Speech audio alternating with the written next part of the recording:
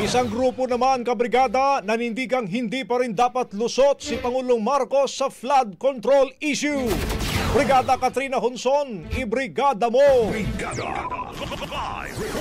Nanindigan ng grupong Bukluran ng manggagawang Pilipino na hindi dapat tuluyang maabsuelto si Pangulong Ferdinand Marcos Jr. sa isyu ng flood control mess. Sa kabila ito, nang idiniriin ng Malacanang na ang Pangulo mismo ang nagsiwalat ng isyu at sinabi rin ni Marcos na kumpiyansa siyang di siya madadawit dito.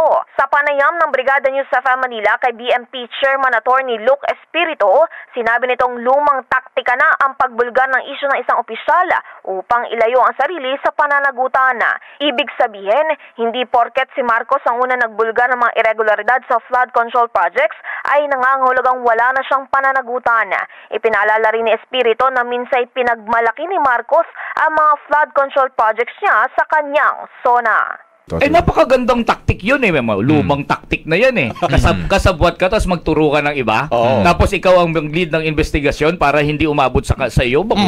Playbook na yan. In the heart of changing lives, ako, si Brigada Katrina Honson ng 15.1 Brigada News sa Manila, The Musica News Authority. Ang bahaging ito ay hatid sa atin ng Guard C Plus with Zinc Capsule. Always protektado ang kalusugan.